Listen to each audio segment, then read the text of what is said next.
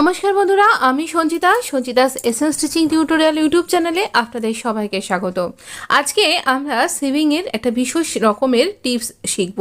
অনেক সময়তেই কুর্তিটা কাট করার পর আমাদের কাছে স্লিভ কাট করবার মতন বা স্লিভ তৈরি করবার মতন পুরো ফ্যাব্রিক থাকে না, অথচ ফ্যাব্রিক কিন্তু থাকে।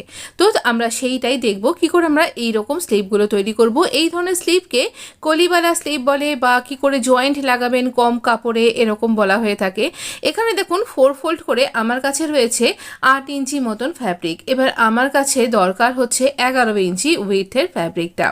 তো আমার এখানে 11 ইঞ্চি কেন লাগছে না, 8 ইঞ্চি আমার আর্ম রাউন্ডটা আর তার সাথে 3 ইঞ্চি ফ্যাব্রিক আমি এক্সট্রা নিই, তাহলে পরে আমার স্লিভটা জয়েন্ট করতে কোনো অসুবিধা হবে না, ফ্যাব্রিক কম পড়বে না।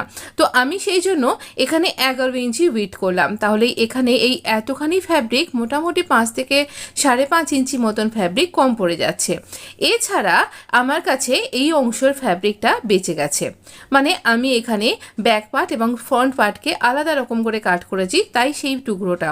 এই কুর্তিটার ভিডিও আপনি খুব তাড়াতাড়ি দেখতে পাবেন, তখন বুঝতে পারবেন কিভাবে আমি এটা তৈরি করেছি। তো আমি এখানে ফোল্ড করে নিলাম যতটা ফ্যাব্রিক আমার এখানে দরকার। আমরা এখানে ফোল্ড করবার সময় এই ওপরের দিকে যেখানে আমাদের জয়েন্ট করতে হবে কলিটা, সেখানে কিন্তু আমি এখানে 1/2 ইঞ্চি ফ্যাব্রিক এক্সট্রা রেখে কাট করছি। তো এখানে এই দিক থেকে সমান করলাম আর তারপর এদিক থেকেও আমি এখানে এক্সট্রা ফ্যাব্রিকটাকে কাট করে নিয়ে সমান করে দিচ্ছি। তো আমার এখানে 1/2 ইঞ্চি ফ্যাব্রিক কিন্তু ওপরে ওঠানো আছে সেলাই করবার জন্য। আপনি এখানে পিন দিয়েও আটকে নিতে পারেন। এবারে আমরা প্রপার মেজারমেন্টটা নেব। এখানে 3.5, তাহলে আমার 11 ইঞ্চি ওয়েট হয়ে গেল। 3.5 ইঞ্চি আমি ড্রপ নিলাম, 2 ইঞ্চি আমি লুজিংয়ের জন্য মার্ক করছি। তারপর এখান থেকে একদম এই 2 ইঞ্চির পয়েন্ট থেকে ওপর পর্যন্ত আমার 8 ইঞ্চি হচ্ছে, তার মিডলে মার্ক করলাম। এখান থেকে আমাদের একটা কার্ভ লাইন যাবে। এইভাবে যদি আমরা স্লিভটা কাট করি পারফেক্ট রাউন্ড হয়ে যাবে আমাদের স্লিভের, আর কোথাও কোনো ছোট বড় হবে না, সুন্দরভাবে আমাদের স্লিভটা বসে যাবে। তো এছাড়া স্লিভ ড্রাফটিং ভিডিও আপনি আমার চ্যানেলে একদম প্রথম দিকের ভিডিওতে ওল্ড সেকশানে গিয়ে দেখতে পারেন। তো এবারে দেখুন আমি এখানে বটমটা নিচ্ছি 8 ইঞ্চি মতন। এই স্লিভটারও কিন্তু একটা ভীষণ সুন্দর ডিজাইন আপনার সাথে শেয়ার করব। এখানে আমি এই স্কেলটা, যেটা আর্ম কার্ভ স্কেল বলা হয়, এইটা দিয়ে কার্ভ করব। যদি আপনি একটু বেশি ফ্যাব্রিক রাখতে চাইছেন স্লিভে, তাহলে এই মোটা জায়গাটা দিয়ে কার্ভটা করুন। সাধারণত আমরা এই সরু জায়গাটা দিয়েই কার্ভ করি, তাহলে একটা সুন্দর শেপ তৈরি হয়ে যায়। আমি সেই কুর্তি ডিজাইনটাতে কার্ভ করে করবেন সেগুলোও দেখিয়েছি।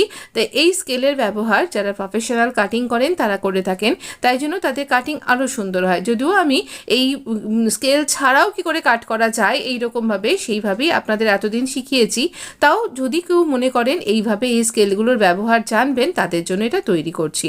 তো দেখুন এইভাবে ওপরটা কাট করে নিলাম। এটা আমাদের ব্যাক পার্টে থাকবে। তো এখানে আমি পিন দিয়ে আটকে নেব, তার জন্য এই অংশটা জোড়া আছে, এই অংশটাকে প্রথমে কাট করে নিলাম এইরকম ভাবে।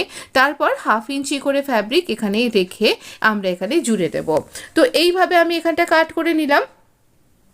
এবার খুলে দিলাম, দিয়ে এই দুটো উল্টো দিক মুখোমুখি আছে আর এইরকমভাবে কার্ভ করে নিলাম। মাঝখানের যে মোটা জায়গাটা সেখানে 0.75 ইঞ্চ থাকতে হবে, দুদিকটা আমি সরু রাখছি। এইভাবে ফ্রন্টের ডেপটা কাট করে নিলাম।